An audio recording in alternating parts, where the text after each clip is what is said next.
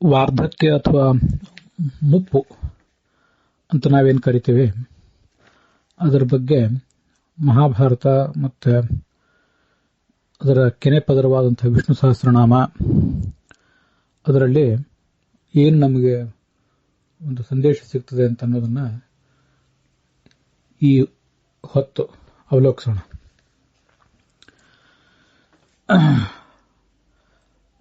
ಗೀತೆ ಹೇಳುವಂತೆ ಕೌಮಾರ ಅಂದರೆ ಶೈಶವ ಮತ್ತು ಯೌವನ, ಜರ ಇವೆಲ್ಲವೂ ಕೂಡ ಅತ್ಯಂತ ಸಹಜವಾದದ್ದು, ಮನುಷ್ಯನಿಗೆ ಬರಲೇಬೇಕಾದಂಥದ್ದು. ಗೊತ್ತಿದೆ ನಮಗೆ, ಕೌಮಾರಂ ಯೌವನಂ ಜರ ಅಂಥೇಳಿ. ಹುಟ್ಟಿದವನು ಮರಣಿಸಬೇಕು, ಮರಣಿಸಿದವನು ಮತ್ತೆ ಹುಟ್ಟಬೇಕು, ಹುಟ್ಟಿದವನು ಮತ್ತೆ ಯುವಕನಾಗಿ, ಶಿಶುವಾಗಿ, ಯುವಕನಾಗಿ, ಮುದುಕನಾಗಿ ಮರಣಿಸಲೇಬೇಕು. ಅನೇಕ ಬಾರಿ ನಮಗೆ ಸರಿಯಾದಂಥ ದೈಹಿಕ ಸಿದ್ಧತೆಗಳು, ಮಾನಸಿಕ ಸಿದ್ಧತೆಗಳು, ಮಾನಸಿಕ ಸಿದ್ಧತೆಯಲ್ಲಿ ಒಂದು ಪ್ರಭೇದವಾದಂಥ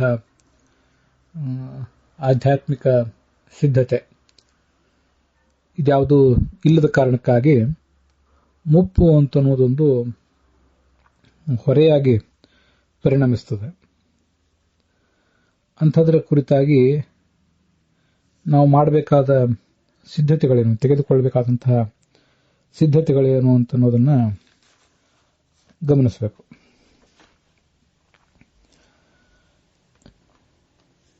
ಶೈಶವದಲ್ಲಿ ಅಥವಾ ಯೌವನದಲ್ಲಿ ಮನುಷ್ಯ ಏನೊಂದು ದೈಹಿಕವಾದಂಥ ವ್ಯಾಯಾಮವನ್ನು ಮಾಡ್ತಾನೆ. ಮಾಡಿದಂಥ ವ್ಯಾಯಾಮ ಮುಂದೆ ಆತನ ಮಧ್ಯ ವಯಸ್ಸಿನಲ್ಲಿ, ಮುಪ್ಪಿನಲ್ಲಿ ಆರೋಗ್ಯವನ್ನು ದೃಢಪಡಿಸಿ ಮುಂದೆ ಆತನ ಸ್ಥಿರವಾದಂಥ ಜೀವನಕ್ಕೆ ಕಾರಣ ಆಗ್ತದೆ ಅಂತ ನಮಗೆ ಸಾಮಾನ್ಯವಾಗೆಲ್ಲ ಗೊತ್ತಿರ್ತದೆ. ಅದರಂತೆ ಒಂದು ಮಾನಸಿಕವಾದಂಥ ಸಿದ್ಧತೆಯೂ ಕೂಡ ಬೇಕು. ಈ ಕೆಲವು ವಿಷಯಗಳನ್ನು ಹೇಳುವಾಗ ಕೆಲವರು ವ್ಯಕ್ತಿಗಳನ್ನು ನಾನು ಸರ್ವೆ ಮೂಲಕ ಮೇಲಿನ ಮೇಲೆ ಮಾತಾಡ್ತಾ ಇರ್ತೇನೆ, ಹಾಗೆ ಅವ್ರ ಜೊತೆನೂ ಕೂಡ ಮಾತಾಡಿದೆ. ಕೆಲವು ಸಂಗತಿಗಳನ್ನು ಅವರು ತಾವಾಗಿಯೇ ಹೇಳಿಕೊಂಡ್ರು, ಕೆಲವು ಸಂಗತಿಗಳನ್ನು ನಾನು ಕೂಡ ಸಂಗ್ರಹ ಮಾಡಿಕೊಂಡಿದ್ದೆ. ಮನುಷ್ಯನಿಗೆ ಸುಮಾರು 1ರಿಂದ 5ನೇ ವಯಸ್ಸಿನ ತನಕ ಶೀಘ್ರವಾದಂಥ ಬೆಳವಣಿಗೆ ಆಗ್ತದೆ. ಇದು ಅವ್ರು ಹೇಳಿದ್ದು. ಅದು 1ರಿಂದ 5 ಇರಬಹುದು ಅಥವಾ 1ರಿಂದ 10ನೇ ವಯಸ್ಸಿನ ತನಕ ಕ್ಷಿಪ್ರವಾದಂಥ ಬೆಳವಣಿಗೆ ಆಗ್ತದೆ. ಮುಂದೆ ಸುಮಾರು 60ನೇ ವಯಸ್ಸಿನ ತನಕ ಆ ಬೆಳವಣಿಗೆ ಒಂದು ಮಟ್ಟದಲ್ಲಿರ್ತದೆ. ತೀವ್ರವಾದಂಥ ಬದಲಾವಣೆಗಳು ಒಮ್ಮೆಲೆ ಕಾಣಿಸೋದಿಲ್ಲ. ಮುಂದೆ 60ರಿಂದ 70ರವರೆಗೆ ಶೀಘ್ರವಾಗಿ ಬಹಳ ಒಮ್ಮೆಲೆ ಸುತ್ತಮುತ್ತಲಿನ ವ್ಯಕ್ತಿಗಳಿಗೂ ಕಾಣುವಂತೆ, ತನಗೂ ಕೂಡ ಕಾಣುವಂತೆ ಬದಲಾವಣೆಗಳು ಆಗಿಬಿಡ್ತವೆ. ಅವು ಅನೇಕ ತಲ್ಲಣಗಳಿಗೂ ಕಾರಣ ಆಗ್ತವೆ. ಮುಂದೆ 70ರಿಂದ 80ಕ್ಕೂ ಕೂಡ ಅಂಥ ಶೀಘ್ರವಾದಂಥ ಬದಲಾವಣೆಗಳು ಕಾಣುತ್ತವೆ. ಇದು ವ್ಯಕ್ತಿಯಿಂದ ವ್ಯಕ್ತಿಗೆ ಬೇರೆ ಬೇರೆ ಆಗಿರಬಹುದು. ಅಂತೂ ಇಂಥ ಸುಮಾರು 10ರಿಂದ 60ನೇ ವಯಸ್ಸಿನವರೆಗೆ ಅಥವಾ ಕೆಲವರಿಗೆ ಇನ್ನು 50ನೇ ವಯಸ್ಸಿನವರೆಗೆ ಮಾತ್ರ ಅಂತಲೂ ಅದನ್ನು ಪರಿಗಣಿಸಬಹುದು, ಒಂದು ಸ್ಥಿರತೆ ಇರ್ತದೆ ಅಂತ ಕಂಡು ಬರ್ತದೆ. ತೀವ್ರವಾದಂಥ ಅಸ್ತವ್ಯಸ್ತತೆಗಳೇನು ಕಾಣಿಸೋದಿಲ್ಲ ಸುಮಾರು 10ನೇ ವಯಸ್ಸಿನಿಂದ 60ನೇ ವಯಸ್ಸಿನವರೆಗೆ. ಆ 60ನೇ ವಯಸ್ಸಿನ ನಂತರ ಒಮ್ಮೆಂದೊಮ್ಮೆಲೆ ಏನು ಬದಲಾವಣೆಗಳು ಕಾಣಿಸ್ಕೋತವೆ, ಇದು ಅದಕ್ಕಾಗಿ ನಮ್ಮ ಕೆಲವು ಸಿದ್ಧತೆಗಳು ಬೇಕು. ಇದು ಪುರುಷರಿಗೆ 60ನೇ ವಯಸ್ಸಿನ ನಂತರ ಒಮ್ಮೆಂದೊಮ್ಮೆಲೆ ಬದಲಾವಣೆ ಕಾಣಿಸ್ಕೋಬಹುದು. ಸ್ತ್ರೀಯರಿಗೆ 50ನೇ ವಯಸ್ಸಿನ ನಂತರವೇ ಆ ದೈಹಿಕ ಮಾನಸಿಕ ಬದಲಾವಣೆಗಳು ಒಮ್ಮಿಂದೊಮ್ಮೆಲೆ ತಲೆದೋರಬಹುದು. ಅಂತೂ ಅಂಥದನ್ನ ನಾವು ಮುಂಚಿತವಾಗಿ ಊಹಿಸಬೇಕು. ಇಲ್ಲಿ ಅವರು ತಾವಾಗಿ ಹೇಳಿಕೊಂಡಂಥ ಕೆಲವು ಸಂಗತಿಗಳನ್ನ ತಮ್ಮೆಲ್ಲರ ಗಮನಕ್ಕೆ ತರ್ತೇನೆ. ಅವರು ತಾವು ಕೂಡ ಇದನ್ನು ಕೇಳ್ತಾರೆ. ಈ ಧ್ವನಿಮುದ್ರಣವನ್ನು ಅವರು ಕೇಳೋರಿದ್ದಾರೆ. ಅವರಿಗೆ ಈಗ ಸುಮಾರು 60ರ ಹಿಂದೆ ಮುಂದಿದ್ದಾರೆ. ಅವರು ಹೋಳಿಗೆ ಅಂದ್ರೆ ತುಂಬಾ ಇಷ್ಟಪಡ್ತಾರಂತೆ, ಅವರೇ ಹೇಳಿದ್ದ. ಆದರೆ ಈಗ 60 ಆದ ನಂತರ ತಾವಾಗಿ ಕೇಳಿ ಇನ್ನೊಂದು ಹೋಳಿಗೆ ಹಾಕಿ ಅಂತ ಹಾಕಿಸ್ಕೊಳ್ಳೋದಿಲ್ಲ.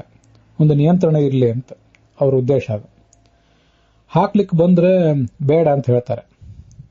ಅಷ್ಟು ಮೀರಿ ಯಾರಾದರೂ ಹಾಕಿದ್ರೆ ತಿಂತಾರೆ, ವ್ಯರ್ಥ ಮಾಡೋದಿಲ್ಲ. ಅಂತೂ ದೇಹ ಏನು ಬದಲಾವಣೆಗಳನ್ನ ಅನುಭವಿಸ್ತಾ ಇರ್ತದೆ ಅದನ್ನು ನಾವು ಗುರುತಿಸಬೇಕು. ಹಿಂದಿನಂತೆ ನಾನಿಲ್ಲ ಅನ್ನುವ ಎಚ್ಚರ ತನಗಿರಬೇಕು ಅಂತ ಅವರು ಹೇಳಿಕೊಂಡ ರೀತಿ ಅದು ಬಹಳ ವಿಚಿತ್ರವಾಗಿ ಕಾಣಿಸಬಹುದಿದೆ. ಅಥವಾ ಅನೇಕರಿಗೆ ಇದು ಸಹಜವಾಗಿಯೂ ಇರಬಹುದು. ಇಂಥದನ್ನ ಅನೇಕ ಜನ ಬೇರೆಯವರು ಮಾಡಿರಬಹುದು. ಇದಕ್ಕಿಂತಲೂ ವಿಶಿಷ್ಟವಾಗಿ ನನಗೆ ಕಂಡದ್ದೊಂದು ಏನು ಅಂದ್ರೆ, ಅವ್ರು ಹೇಳಿದ್ರು, ಬೆಳಗ್ಗೆ ಸ್ನಾನ ಮಾಡ್ತಾರೆ. ಸ್ನಾನ ಮಾಡಿ ದೇವರ ಪೂಜೆಗೆ ಬೇಕಾದಂತಹ ನೀರು ಇತ್ಯಾದಿಗಳನ್ನು ತಾವೇ ಸಂಗ್ರಹ ಮಾಡ್ಕೋತಾರೆ. 1-2-3 ತಂಬಿಗೆ ನೀರುಗಳನ್ನು ಸಂಗ್ರಹ ಮಾಡ್ಕೋತಾರೆ. ಅದರಲ್ಲಿ ಒಂದು ತಂಬಿಗೆ ಸುಮಾರು 2 ಲೀಟರೋ 3 ಲೀಟರೋ ಏನೋ ಹಿಡಿಯುವಂಥ ನೀರು ಅಂತ ತಿಳ್ಕೊಳ್ಳೋಣ. ಅಂಥ ಒಂದು ತಂಬಿಗೆ ಅದು ಈ 60ನೇ ವಯಸ್ಸಿನ ಸರಿಸುಮಾರಿನಲ್ಲಿ 1-2-3 ಬಾರಿ ಕೈಯಿಂದ ಜಾರಿ ಬಿತ್ತಂತೆ. ಆವಾಗಿನಿಂದ ಅವರು ಹೆಚ್ಚು ನೀರು ಹಿಡಿಸುವಂಥ ತಂಬಿಗೆಯನ್ನ ಇಟ್ಕೊಳ್ಳೋದನ್ನು ಬಿಟ್ಟು ಕಡಿಮೆ ನೀರು ಹಿಡಿಸುವಂಥ ತಂಬಿಗೆಯನ್ನು ಇಟ್ಕೊಳ್ಳಿಕ್ಕೆ ಶುರು ಮಾಡಿದೆ. ಅದನ್ನೇ ನೀರಿನ ಸಂಗ್ರಹಕ್ಕಾಗಿ ಉಪಯೋಗ ಮಾಡ್ತೇನೆ ಮತ್ತು ಅದನ್ನೇ ಬೆಳಗಿನ ಆಹ್ನಿಕಕ್ಕಾಗಿ ದೇವರ ಪೂಜೆ ಇತ್ಯಾದಿಗಳಿಗಾಗಿ ಉಪಯೋಗ ಮಾಡ್ತೇನೆ ಅಂತ ಹೇಳಿದರು. ಅಂಥದ್ದೇ 1-2-3 ತಂಬಿಗೆ ಬೇಕಾದ್ರೆ ಹೆಚ್ಚಿಗೆ ಇಟ್ಕೋತಾರೆ. ಮೊದಲು ನನಗೆ ದೊಡ್ಡ ಭಾರದ ತಂಬಿಗೆಯನ್ನು ಕೈಯಿಂದ ಹಿಡಿಯೋದು ಆಗ್ತಿತ್ತು. ಈಗ ಅದು ಆಗ್ತಿಲ್ಲ ಅಂದ ಮೇಲೆ ಈಗಾಗಲೇ ಆ ಬದಲಾವಣೆಯನ್ನು ನಾನು ಗುರುತಿಸಿ ಅದಕ್ಕೆ ತಕ್ಕಂತೆ ನನಗೆ ಎಷ್ಟು ಸಾಧ್ಯವೋ ಅಷ್ಟನ್ನೇ ನಾನು ಮಾಡಬೇಕು ಅಂತ ಮಾಡ್ಕೋತಾ ಇದ್ದೀನಿ ಅಂತ ಹೇಳಿದರು. ಇದು ನಾ ಹೋಳಿಗೆ ಕಥೆಗಿಂತ, ಹೋಳಿಗೆ ಪ್ರಕರಣಕ್ಕಿಂತ ಈ ನೀರಿನ ತಂಬಿಗೆ ಪ್ರಕರಣ ನನಗೆ ಬಹಳ ಆಶ್ಚರ್ಯವಾಗಿ ಕಂಡಿತು. ಇದು ತಂಬಿಗೆ ಹೋಳಿಗೆ ಅಂತನ್ನೋದು ಕೇವಲ ಒಂದು ಸಂಕೇತ ಮಾತ್ರ. ಇಂಥವು ಅನೇಕ ಸಂಗತಿಗಳಿರ್ತವೆ. ದೈಹಿಕ ಸಂಗತಿಗಳು, ಮಾನಸಿಕ ಸಂಗತಿಗಳು, ತೀರಾ ಖಾಸಗಿ ಆದಂಥದ್ದು, ಬೇರೆಯವ್ರ ಜೊತೆ ಹೇಳಲಿಕ್ಕೆ ಸಾಧ್ಯ ಇಲ್ಲದೆ ಇರುವಂಥದ್ದು, ಇಂಥವೆಲ್ಲ ಬದಲಾವಣೆಗಳು ಕಾಣ್ತವೆ. ನನಗಿನ್ನ ಇದು ಮುಂದೆ ಆಗೋದಿಲ್ಲ ಅಂತ ಕಂಡ ಕೂಡಲೇ ನಾವು ಇನ್ನು ಏನನ್ನು ಮಾಡಬಹುದು, ಏನನ್ನು ಮಾಡಬಾರ್ದು ಅನ್ನೋದನ್ನು ತೀರ್ಮಾನ ಮಾಡಿಬಿಡಬೇಕು. ಇದು ಅವ್ರು ನನಗೆ ಹೇಳಿದ್ದು. ಅನೇಕರಿಗೆ ಇದು ಬಹಳ ಅತಿರೇಕ. ಇದು ಇಷ್ಟೆಲ್ಲ ಸೂಕ್ಷ್ಮವಾಗಿ ಆಲೋಚನೆ ಮಾಡುವುದಂದ್ರೆ ಹಾಗಾದ್ರೆ ಬದುಕುವುದು ಹೇಗೆ ಅಂತ ವಿಚಿತ್ರವಾಗಿ ಕಾಣಬಹುದು, ನಗೆಯೂ ಬರಬಹುದು. ಆದರೆ ಅದೊಂದು ಸಂಗತಿ, ಮನುಷ್ಯನಿಗೆ ಸಣ್ಣ ಪುಟ್ಟ ವ್ಯತ್ಯಾಸಗಳನ್ನು ಕೂಡ ಗಮನಿಸುವಂತಹ ಶಕ್ತಿ ಇರಬೇಕು. ಹಾಗಿದ್ದವನೇ ದೊಡ್ಡ ದೊಡ್ಡ ವ್ಯತ್ಯಾಸಗಳನ್ನು ಕೂಡ ಗಮನಿಸ್ತಾನೆ. ಸಣ್ಣ ಪುಟ್ಟ ವ್ಯತ್ಯಾಸಗಳೇ ನಾಳೆ ದೊಡ್ಡ ವ್ಯತ್ಯಾಸಕ್ಕೆ ಕಾರಣವಾಗಿ ಪರಿಣಮಿಸ್ತವೆ. ನಮಗಿದೆಲ್ಲ ಗೊತ್ತಿರ್ತದೆ. ಇಂಥ ಅನೇಕ ಸಂಗತಿಗಳನ್ನು ಸೂಕ್ಷ್ಮವಾಗಿ ನಾವು ಗಮನಿಸಿದಾಗಲೇ ನಮ್ಮನ್ನು ನಾವು ವೃದ್ಧಾಪ್ಯಕ್ಕೆ ಅಣಿಗೊಳಿಸ್ಕೊಳ್ಳಿಕ್ಕೆ ಸಾಧ್ಯ. ಇಲ್ಲದೆ ಹೋದರೆ ಹಿಂದಿನಂತೆಯೇ ನನಗೆ ಎಲ್ಲ ರೀತಿಯಾದಂಥ ದೈಹಿಕ ಮಾನಸಿಕ ಶಕ್ತಿಗಳಿವೆ ಅಂತಲೇ ಭಾವಿಸ್ತಾ ಇರುವವನು, ಹಾಗೆ ಮುಂದುವರಿಬೇಕು ಅಂತ ಹೋದವನು, ತನಗಿದು ಆಗ್ತಿಲ್ಲ ಅಂತನ್ನೋದನ್ನ ಒಪ್ಕೊಳ್ಳಿಕ್ಕೆ ತಯಾರಿಲ್ಲದೆ ಇದ್ದವನು ಅನೇಕ ಬಾರಿ ವಿಫಲನಾಗ್ತಾನೆ. ಮತ್ತೆ ಕೆಲವು ಬಾರಿ ಬೇರೆಯವರ ದೃಷ್ಟಿಯಲ್ಲಿ ನಗೆಪಾಟಲು ಕೂಡ ಆಗಿಬಿಡ್ತಾನೆ. ಇದು ನನಗೆ ಅವ್ರು ಹೇಳಿದ್ದು ಬಹಳ ಆಶ್ಚರ್ಯವಾಗಿ ಕಂಡಿತ್ತು. ಮನುಷ್ಯ ಎಷ್ಟು ಸೂಕ್ಷ್ಮವಾಗಿ ಬದುಕಬೇಕು, ಎಷ್ಟು ಸೂಕ್ಷ್ಮ ಗ್ರಹಣ ಅವನಿಗಿರಬೇಕು. ನಮ್ದೆಲ್ಲರದು ಸಮಸ್ಯೆ ಏನಂದ್ರೆ, ಬೇರೆಯವರು ತಪ್ಪುಗಳನ್ನು ಗಮನಿಸುವಾಗ ನಮ್ಮ ಎಲ್ಲ ಸೂಕ್ಷ್ಮ ಗ್ರಹಣ ಶಕ್ತಿಗಳೆಲ್ಲ ಜಾಗೃತ ಆಗಿರ್ತವೆ. ನಮ್ಮ ವೈಯಕ್ತಿಕ ಸಂಗತಿಗಳನ್ನು ಗಮನಿಸುವಾಗ ಮಾತ್ರ ಆ ಎಲ್ಲಾ ಶಕ್ತಿಗಳು ಕೂಡ ವಿಫಲ ಆಗ್ತವೆ. ಇದು ನಮ್ಮ ಸಮಸ್ಯೆ. ಅವ್ರು ಹೇಳಿದ ಸಂಗತಿಗಳನ್ನ ತಮ್ಮ ಎದುರಿಗೆ ಹೇಳ್ತಿದ್ದೇನೆ. ಬೇರೆ ಕಡೆ ಎಲ್ಲ ಕಡೆನೂ ಕೂಡ ಅನೇಕ ಈ ವ್ಯಕ್ತಿತ್ವ ತರಬೇತಿ ಕಾರ್ಯಕ್ರಮಗಳು, ಅನೇಕ ಮನೋವಿಶ್ಲೇಷಣಾ ತಜ್ಞರು, ಮನೋವೈದ್ಯರು ಮೊದಲಾದವರೆಲ್ಲ ಈ ಸಂಗತಿಗಳನ್ನು ಹೇಳ್ತಾನೆ ಇರಬಹುದು. ನೀವು ಕೂಡ ಅದನ್ನೆಲ್ಲ ಓದಿರ್ತೀರಿ, ಅದೇನು ಹೊಸದೇನಲ್ಲ. ನಾನು ಕೂಡ ಅಷ್ಟಿಷ್ಟು ಬಹಳ ಅಲ್ಲದೆ ಇದ್ರು ಸ್ವಲ್ಪ ಸ್ವಲ್ಪ ಆದ್ರು ಸ್ವಲ್ಪ ಮೀನಗುಂಡಿ ಸುಬ್ರಹ್ಮಣ್ಯಂ ಅವರು, ಅಶೋಕ್ ಪೈ ಅವರು, CR ಚಂದ್ರಶೇಖರ್ ಅವರು ಅಂತಿಂಥವರ ಮನೋವಿಜ್ಞಾನ, ಮನೋವಿಶ್ಲೇಷಣಾ ವಿಜ್ಞಾನ ಇಷ್ಟನ್ನೆಲ್ಲ ಓದಿದವನಷ್ಟೇ. ಮತ್ತೆ ಒಬ್ಬರು ಆತ್ಮೀಯರಾದಂತಹ ಮನೋವಿಶ್ಲೇಷಣಾ ತಜ್ಞರ ಸಂಪರ್ಕ, ಅವರಿಗೂ ನನ್ನಿಂದ ಆಗಬೇಕಾದ ಏನಾದ್ರು ಕೆಲಸಗಳು, ಹಾಗೆ ಅವರಿಂದಲೂ ಕೂಡ ನಾನು ಇಂಥ ಮಾಹಿತಿಗಳನ್ನೆಲ್ಲ ತಗೊಳ್ಳೋದು, ಇಂಥದನ್ನು ಇಟ್ಕೊಂಡಿರ್ತೇನೆ. ಆ ಎಲ್ಲ ದೃಷ್ಟಿಯಲ್ಲಿ ನಾವು ಬೇರೆ ಬೇರೆ ಅನೇಕ ಜನ ತಜ್ಞರು ಇದನ್ನೆಲ್ಲ ಹೇಳೇ ಇದ್ದಾರೆ, ಇಲ್ಲ ಅಂತಲ್ಲ. ಆದರೂ ಧರ್ಮಕ್ಕೆ ಸಂಬಂಧಪಟ್ಟ ಕೆಲವು ಸಂಗತಿಗಳನ್ನ ಇದರ ಜೊತೆಗೆ ಜೋಡಿಸಿಕೊಂಡು, ಅಧ್ಯಾತ್ಮಕ್ಕೆ ಸಂಬಂಧಪಟ್ಟ ಕೆಲವು ಸಂಗತಿಗಳನ್ನ ಇದರಲ್ಲಿ ಜೋಡಿಸಿಕೊಂಡು ಇದನ್ನು ಹೇಗೆ ನಾವು ಅಳವಡಿಸ್ಕೊಳ್ಬೇಕು ಅನ್ನೋದ್ರ ಬಗ್ಗೆ ನಾನು ಆಲೋಚನೆ ಮಾಡ್ತಾ ಇರ್ತೇನೆ. ಅಂಥದ್ದೊಂದು ಪ್ರಯತ್ನ ಇದೆ. ಅವರು ಒಂದು ಮಾತು ಹೇಳಿದರು. ಸುಮಾರು 60ನೇ ವಯಸ್ಸಿನ ನಂತರ ಅವರು ಯಾರೇ ಪೀಠಾಧಿಪತಿಗಳೇ ಆಗಲಿ, ಒಬ್ಬರು ಯಾರೇ ವಿದ್ವಾಂಸರಾಗಲಿ, ಮಾತನಾಡುವುದನ್ನು ಕಡಿಮೆ ಮಾಡಬೇಕು, ಪ್ರತಿಕ್ರಿಯಿಸುವುದನ್ನು ಕಡಿಮೆ ಮಾಡಬೇಕು ಅಂತ ಒಂದು ಮಾತು ಹೇಳಿದರು ಅವರು. ನಾವು ಕೇಳುವುದನ್ನು ಹೆಚ್ಚು ಮಾಡಬೇಕು, ಆ ಮಾತನಾಡುವುದನ್ನು ಕಡಿಮೆ ಮಾಡಬೇಕು ಅಂತ. ಬಹಳ ಮಹತ್ವದ ಮಾತದು. ಶೃಣವಾಮ ಶರದಶತಂ ಅಂತ ನನಗೊಂದು ವೇದದ ಮಾತು, ತುಂಬಾ ನನ್ನ ಮೆಚ್ಚಿನ ಒಂದು ಮಾತದು. ಅದು ಯಜುರ್ವೇದದಲ್ಲಿ ಬರುವಂಥ ಮಾತು. ನಮ್ಮ ಈ ಗ್ರೂಪಿಗೆ ಅದನ್ನೇ ನಾನು ಒಂದು ಶಿರೋನಾಮ ಆಗಿ ಕೊಟ್ಟಿದ್ದೀನಿ. ತಾವನ್ನೆಲ್ಲ ಗಮನಿಸಿರ್ತೀರಿ. 100 ವರ್ಷಗಳ ಕಾಲ ನಾವು ಶ್ರವಣ ಮಾಡೋಣ ಅಂತ. ವಾಸ್ತವಿಕವಾಗಿ ಅಲ್ಲಿ ಪ್ರಭ್ರವಾಮ ಪ್ರವಚನ ಮಾಡೋಣ 100 ವರ್ಷಗಳ ಕಾಲ ಅಂತನೂ ಅಲ್ಲಿದೆ, ಅದಿಲ್ಲ ಅಂತಲ್ಲ. ಆದರೆ ನಮಗೆ ಮುಖ್ಯವಾದ ಸಂದೇಶ ನಾವು ಶ್ರವಣ ಮಾಡ್ತಾನೆ ಇರಬೇಕು ಅಂತ. ಎಲ್ಲಿವರೆಗೆ ನಮಗೆ ಅಜ್ಞಾನ ಇದೆಯೋ ಅಲ್ಲಿವರೆಗೂ ನಾವು ಬೇರೆ ಬೇರೆ ಸಂಗತಿಗಳನ್ನು ಕೇಳಿ ತಿಳ್ಕೊತಾನೆ ಇರಬೇಕು. ಮಾತನಾಡುವುದನ್ನ ಸ್ವಲ್ಪ ಕಡಿಮೆ ಮಾಡಬೇಕು ಒಂದು ವಯಸ್ಸಿನ ನಂತರ ಅಂತ ಅವರು ಹೇಳಿಕೊಂಡ್ರು. ನನಗೂ ಕೂಡ ಅದು ವೈಯಕ್ತಿಕವಾಗಿ ನನಗೂ ಕೂಡ ತುಂಬಾ ಮಹತ್ವದ್ದು ಅಂತ ಕಾಣಿಸ್ತು. ಪ್ರಾಮಾಣಿಕವಾಗಿ ಹೇಳಬೇಕು ಅಂದ್ರೆ, ಪ್ರಾಂಜಲ ಮನಸ್ಸಿನಿಂದ ಹೇಳಬೇಕು ಅಂದ್ರೆ, 60ನೇ ವಯಸ್ಸಿನ ನಂತರ ಪ್ರವಚನ ಮಾಡುವುದನ್ನು ನಿಲ್ಲಿಸಬೇಕೇನೋ ಅಂತ ಕಾಣಿಸ್ತು ನನಗೆ. ಅವ್ರು ಹೇಳುವವರು ನೀವು ನಿಲ್ಲಿಸಿರಿ ಅಂತ ನನಗೆ ಹೇಳುವ ಅಭಿಪ್ರಾಯ ಇಟ್ಕೊಂಡಿರ್ಲಿಲ್ಲ. ತುಂಬಾ ಆತ್ಮೀಯರಾದ್ರಿಂದ ಪರಸ್ಪರ ಮಾತಾಡ್ತಾ ಇದ್ವಿ ಅಷ್ಟೇ. ಆದ್ರೆ ಈಗ ನನಗೆ ಕಾಣಿಸ್ತು, ಇಲ್ಲಿ ಒಂದ್ ವೇಳೆ ನಿಲ್ಲಿಸದೇ ಇದ್ರೂ ತೊಂದರೆ ಇಲ್ಲ, ನಮ್ಮ ಕರ್ತವ್ಯ ಅಂತ ನಾವು ಹೇಳ್ತಾ ಇದ್ರು ತೊಂದರೆ ಇಲ್ಲ. ಕರ್ತವ್ಯ ಅನ್ನೋ ದೃಷ್ಟಿಯಿಂದ ಹೇಳಬೇಕೇ ಹೊರತು ಅದೊಂದು ನನಗೆ ಆ ಪ್ರವಚನ ಮಾಡುವುದು ಮತ್ತೆ ಇನ್ನೊಬ್ಬರಿಗೆ ಏನಾದರೂ ಉಪದೇಶ ಕೊಡುವಂತ ಪ್ರಸಂಗ ಬಂದಾಗ ಅದೆಲ್ಲವೂ ನನ್ನ ಅಹಂಕಾರದಿಂದ ಪ್ರೇರಿತ ಆಗಿದ್ದು, ನಾನು ಇನ್ನೊಬ್ಬರು ಯಾರಿಗೋ ನೆರವು ಕೊಡ್ತಾ ಇದ್ದೇನೆ, ಅವ್ರ್ಯಾರು ನನ್ನನ್ನು ಅವಲಂಬಿಸಿ ಬದುಕ್ತಾ ಇದ್ದಾರೆ ಅನ್ನುವಂಥ ಭ್ರಮೆಯಿಂದ, ಅನ್ನುವಂಥ ಗ್ರಹಿಕೆಯಿಂದ ಅದು ಪ್ರೇರಿತ ಆಗಿರಬಾರ್ದು. ನನ್ನ ಕರ್ತವ್ಯ ಇದಂತೂ ನಾನು ಮಾಡಬೇಕಷ್ಟೆ. ಬೆಳಿಗ್ಗೆ ಎದ್ದು ಸ್ನಾನ ಇತ್ಯಾದಿಗಳನ್ನು ಮಾಡಿ ಪೂಜೆ ಮಾಡ್ತೀವಿ. ಪೂಜೆ ಯಾರಿಗಾಗಿ ಮಾಡ್ತೀವಿ? ಕೈಯಿಂದ ನೀಗುವವರೆಗೂ ದೇಹದಲ್ಲಿ ಶಕ್ತಿ ಇರೋ ತನಕ ಪೂಜೆ ಮಾಡ್ತೇವೆ. ನಮ್ಮ ಪೂಜೆಯನ್ನು ಯಾರು ನೋಡದೇ ಇರಬಹುದು. ನಾವೇನು ಪೀಠಾಧಿಪತಿಗಳಲ್ಲ, ಸ್ವಾಮಿಗಳಲ್ಲ, ಯಾವ ದೇವಾಲಯದ ಅರ್ಚಕರಲ್ಲ, ಆದರೂ ಮಾಡ್ತೇವೆ. ಯಾಕಾಗಿ ಮಾಡ್ತೇವೆ? ಮಾಡೋದು ನಮ್ಮ ಕರ್ತವ್ಯ ಅಂತ ಮಾಡ್ತೇವೆ.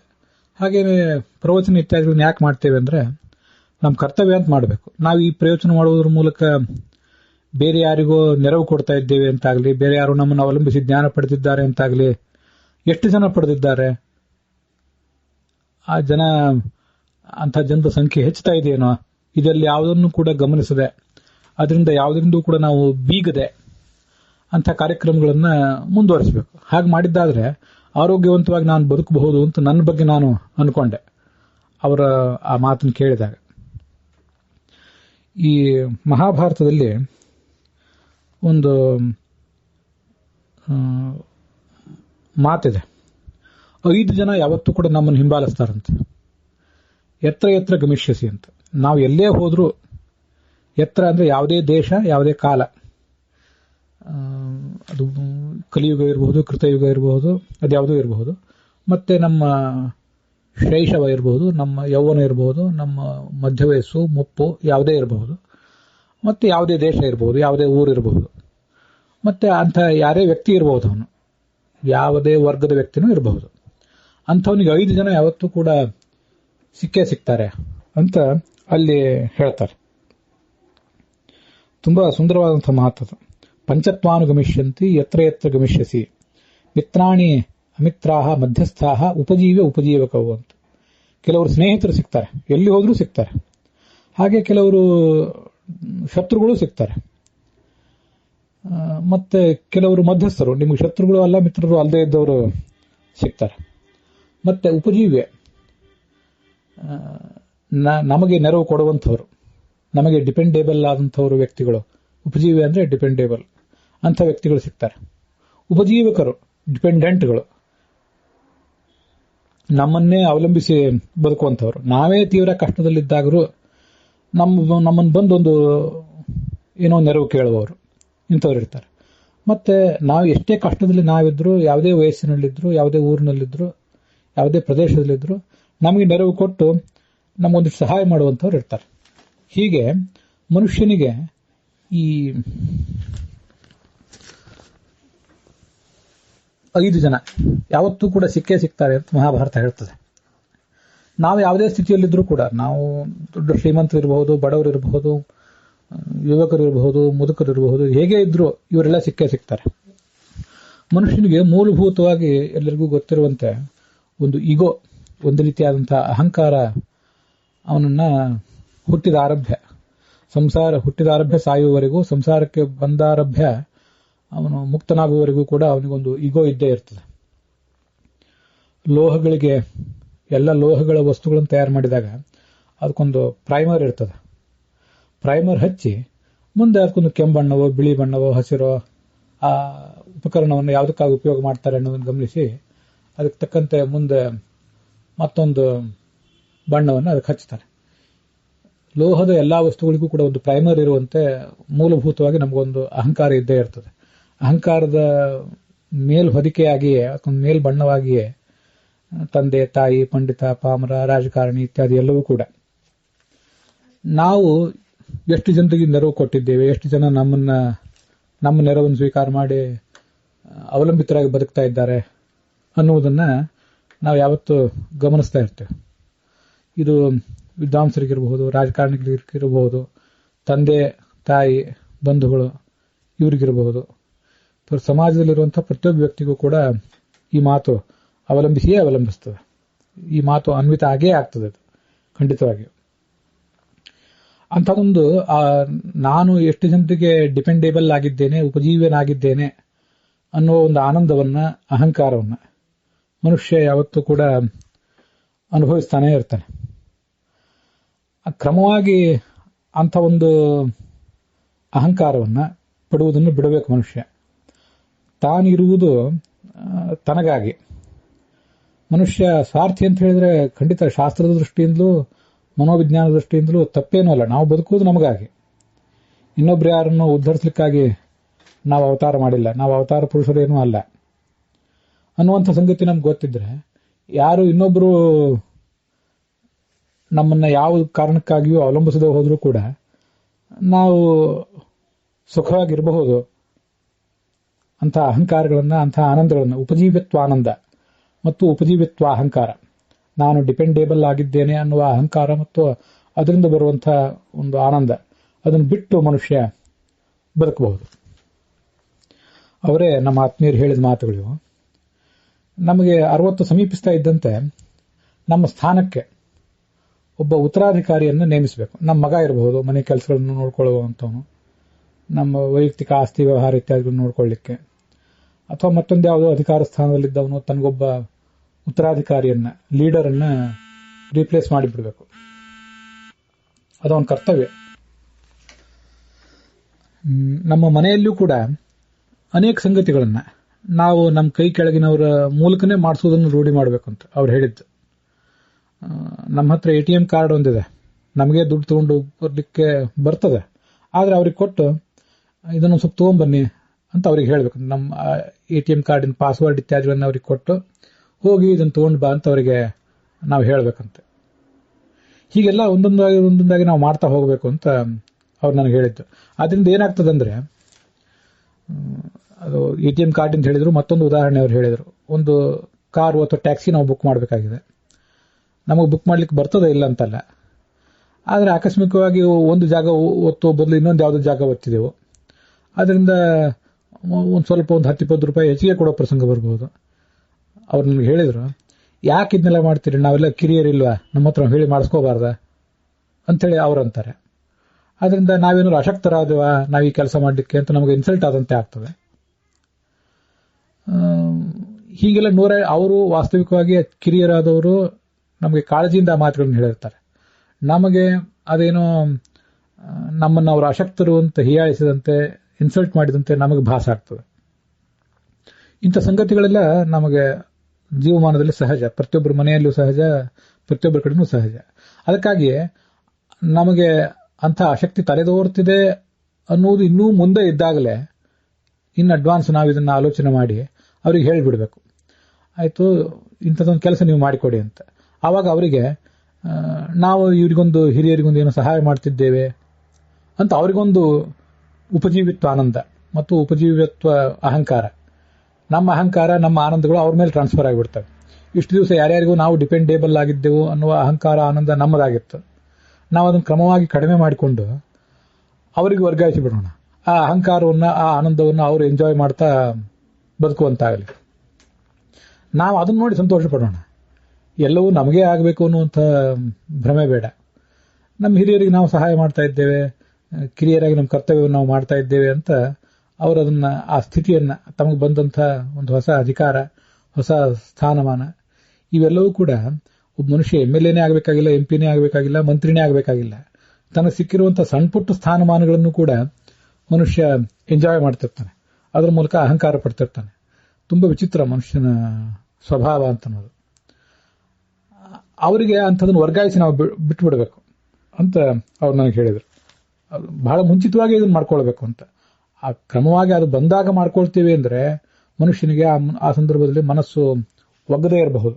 ಅದಕ್ಕಾಗಿ ಮುಂಚೆನೇ ಅದನ್ನು ಮಾಡಿಕೊಂಡು ಅಂಥದ್ದೊಂದು ತಯಾರಿ ನಾವು ಮಾಡ್ಕೊಳ್ಬೇಕು ಅಂತ ಅವರು ಹೇಳಿದರು ನನಗೆ. ಮತ್ತೆ ಇದು ಇನ್ನೊಂದು ಸಂಗತಿ ನಾವು ಗಮನಿಸಬೇಕಾದದ್ದು, ಮನುಷ್ಯನಿಗೆ ಒಂದು ವಯಸ್ಸಿನ ನಂತರ 60, 70, ಕೆಲವರಿಗೆ 80 ಆಗಬಹುದು. ಗಂಡನಾದವನು ಹೆಂಡತಿನ ಕಳ್ಕೊಂಡು ವಿಧುರನಾಗಿ ಬದುಕುವಂತ, ವೈಧುರ್ಯವನ್ನು ಪಡ್ಕೋತಾನೆ, ವಿಧುರನಾಗಿ ಜೀವನ ನಡೆಸುವ ಪ್ರಸಂಗ ಬರ್ತದೆ. ಹೆಂಡತಿಗೆ, ಒಂದು ಹೆಣ್ಣಿಗೆ ವೈಧವ್ಯವನ್ನು ಅನುಭವಿಸುವಂತ ಪ್ರಸಂಗ ಬರ್ತದೆ. ಇದೆಲ್ಲವೂ ಕೂಡ ತುಂಬಾ ಸಹಜ ಅಂತ ನಾವು ಭಾವಿಸಿ ಬಿಡಬೇಕು. ಜೀವಮಾನದಲ್ಲಿ ಗಂಡಸಿಗೆ ಹೆಂಡತಿ ಬಹಳ ದೊಡ್ಡದು, ಹೆಂಡತಿಗೂ ಕೂಡ ಗಂಡ ಬಹಳ ದೊಡ್ಡ ಸಂಗತಿಯೇ. ಆದರೆ ಗಂಡನೇ ಇಡೀ ಜೀವನವಲ್ಲ, ಮತ್ತೆ ಗಂಡಿಗೂ ಕೂಡ ಹೆಂಡತಿಯೇ ಇಡೀ ಜೀವನ ಅಲ್ಲ ಅಂತ ಅನ್ನೋದನ್ನ ನಾವು ಗಮನಿಸಬೇಕು. ದೇವತೆಗಳ ಜೀವನದಲ್ಲಿ ಅವರು ಸಪತ್ನೀಕರಾಗಿ ಸಾಧನೆ ಮಾಡ್ತಾರೆ, ಸಪತ್ನೀಕರಾಗಿ ಮುಕ್ತಿಯನ್ನು ಹೊಂದುತ್ತಾರೆ. ಆದ್ರಿಂದ ಅವರ ಜೀವಮಾನದಲ್ಲಿ ಆ ಸಂಗಾತಿಯ ಪಾತ್ರ ಬಹಳ ದೊಡ್ಡದಾಗಿರ್ತದೆ. ಇದೊಂದು ಶಾಸ್ತ್ರದ ಸಂಗತಿ.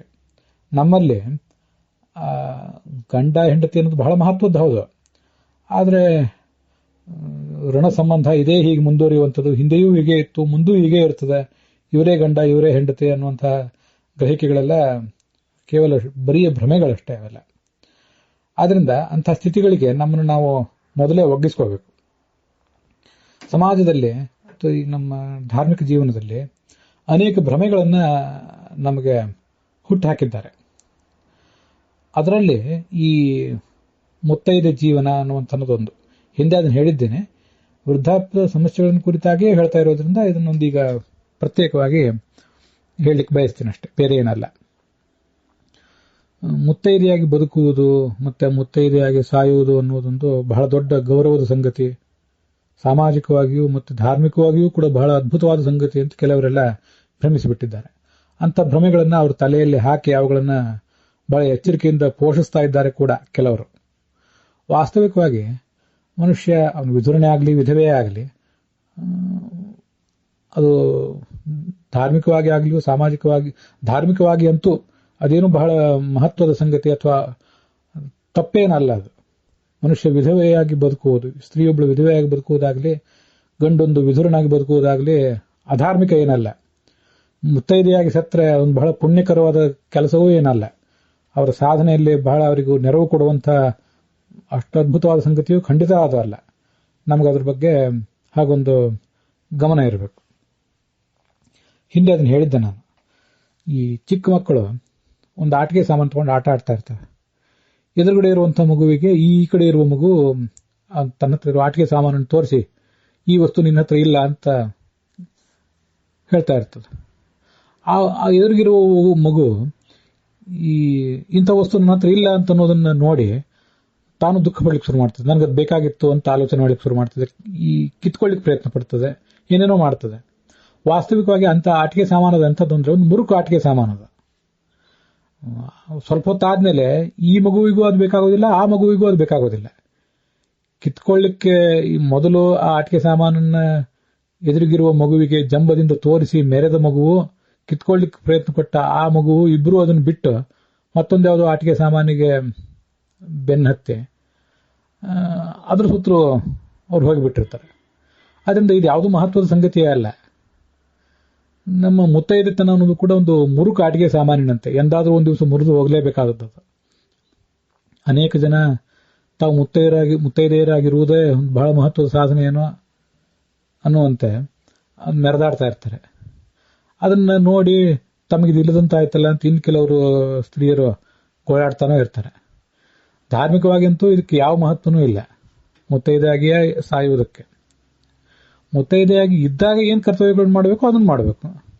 ಮುತ್ತೈದೆತನ ಹೋದಾಗ ಏನು ಕರ್ತವ್ಯಗಳನ್ನು ಮಾಡಬೇಕು ಅದನ್ನು ಮಾಡಿದರೆ ಆಯ್ತಷ್ಟೇ.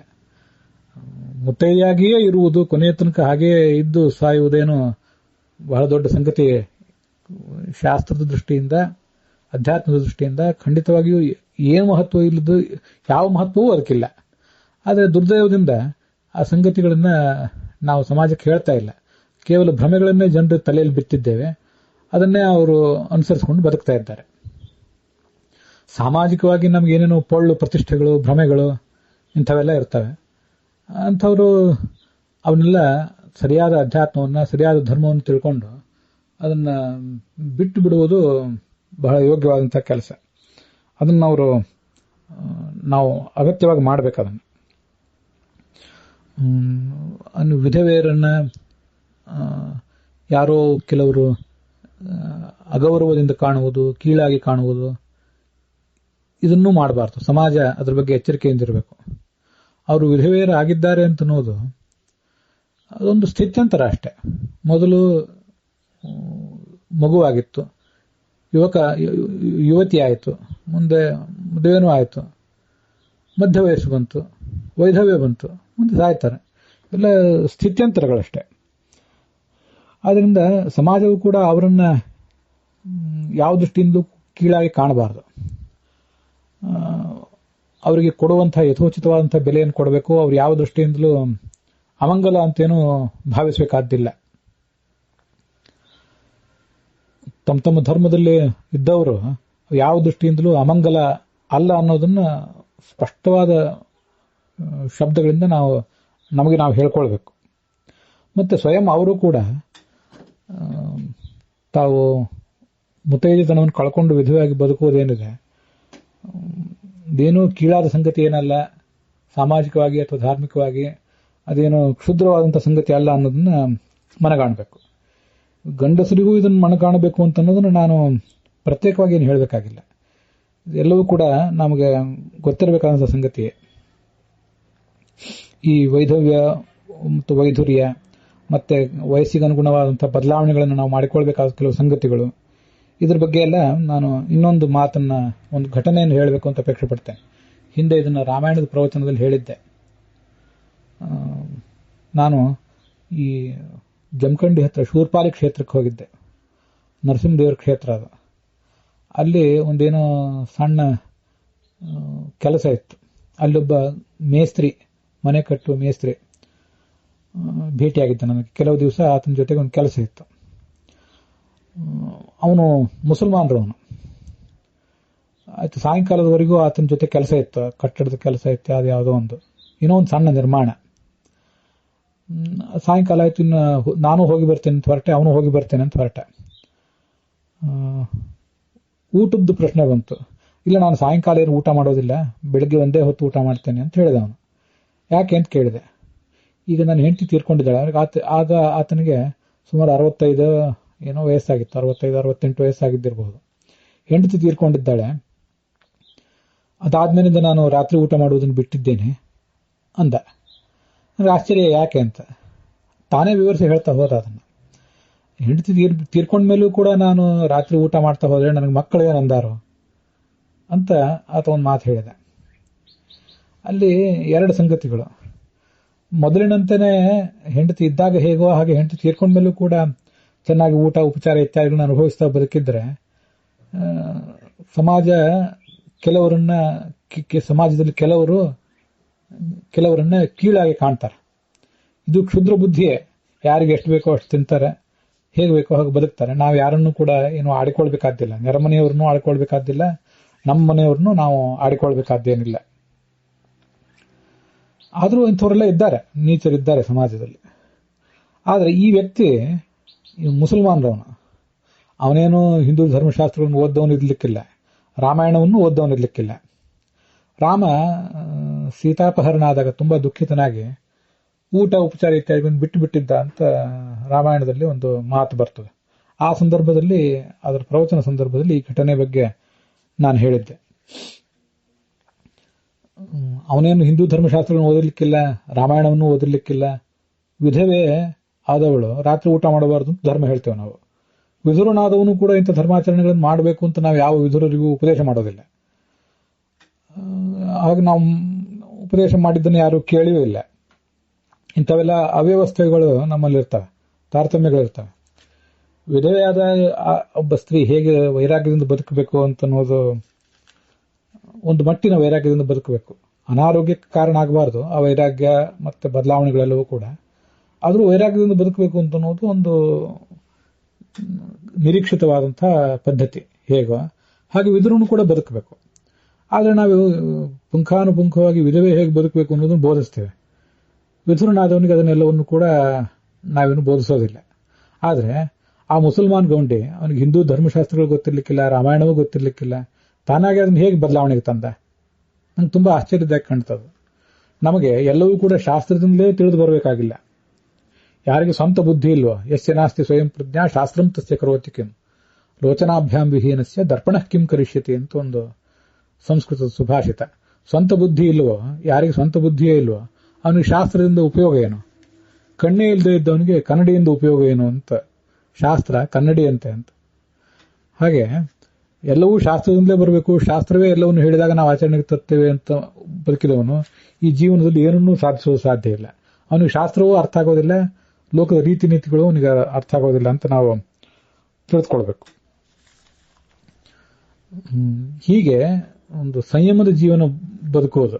ನನಗೆ ಆ ಆತ್ಮೀಯರು ಹೇಳಿದ್ರು ಅಂತ ಹೇಳಿದ್ನಲ್ಲ, ಆ ಹೋಳಿಗೆ ತಂಬಿಗೆ ಇವುಗಳ ಪ್ರಕರಣ ಹೇಳಿದ್ನಲ್ಲ, ಅಂಥದ್ದೇ ಇನ್ನೊಂದು ಪ್ರಕರಣ ಇದು ಅಷ್ಟೇ. ಅದನ್ನ ತಮ್ಮೆದುರಿಗೆ ಹಂಚಿಕೊಂಡೆ. ಅದಕ್ಕಾಗಿ ಹೇಗೆ ಬದುಕಬೇಕು,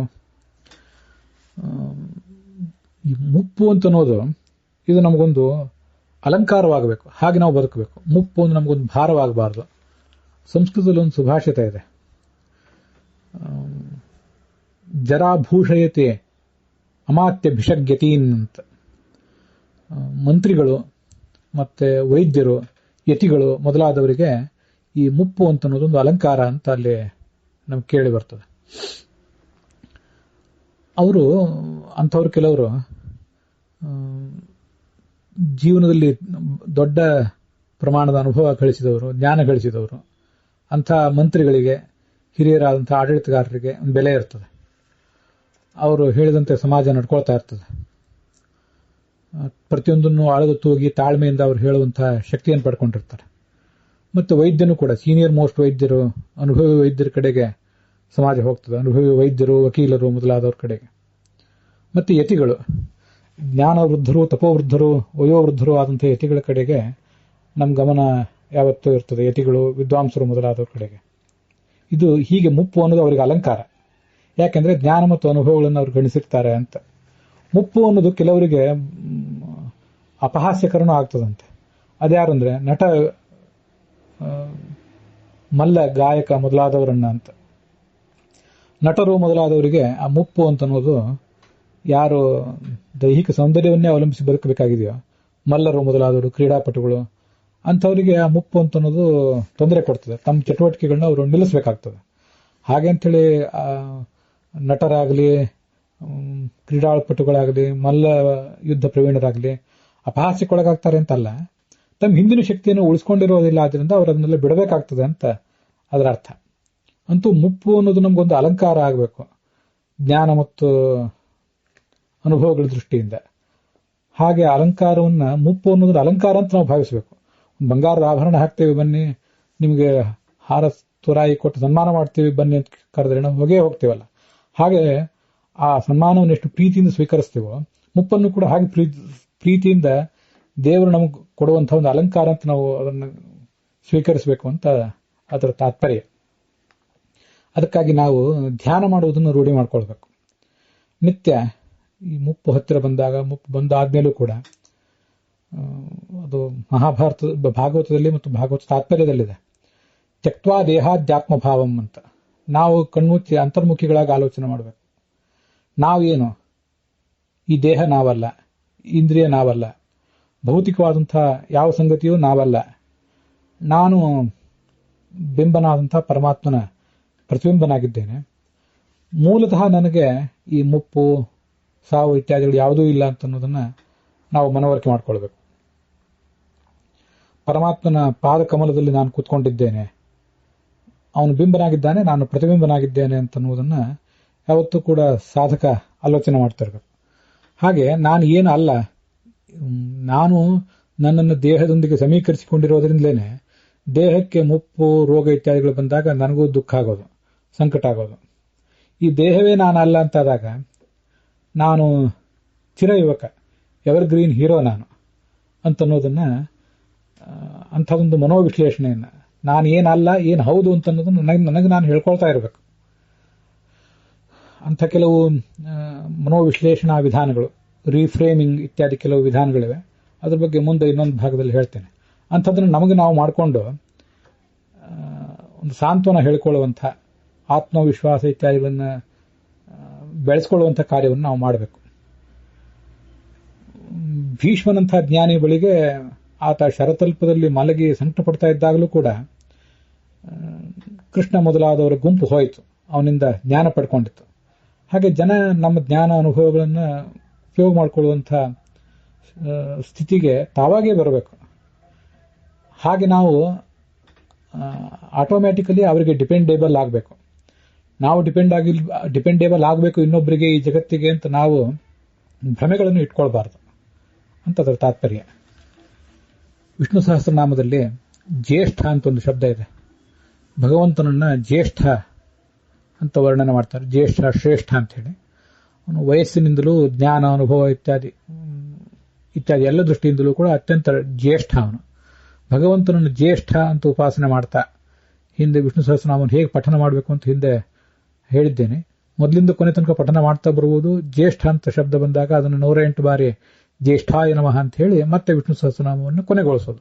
ಹೀಗೆ ಮಾಡಿ ಈ ವೃದ್ಧಾಪ್ಯದ ಬಗ್ಗೆ ನಮಗೆ ನಾವೇ ಒಂದು ಮನೋವಿಶ್ಲೇಷಣಾ ವಿಧಾನಗಳ ಮೂಲಕ, ಧಾರ್ಮಿಕ ಆಧ್ಯಾತ್ಮಿಕ ವಿಧಾನಗಳ ಮೂಲಕ ಒಂದು ತರಬೇತಿಯನ್ನ ನಮಗೆ ನಾವೇ ಕೊಟ್ಕೊಳ್ಬೇಕು. ಅಂಥ ವಿಧಾನ ನಾವು ಅನುಸರಿಸಿದ್ದಾದರೆ ತುಂಬಾ ಸುರಕ್ಷಿತವಾಗಿ ಬದುಕುವುದು ನಮಗೆ ಸಾಧ್ಯ ಆಗ್ತದೆ.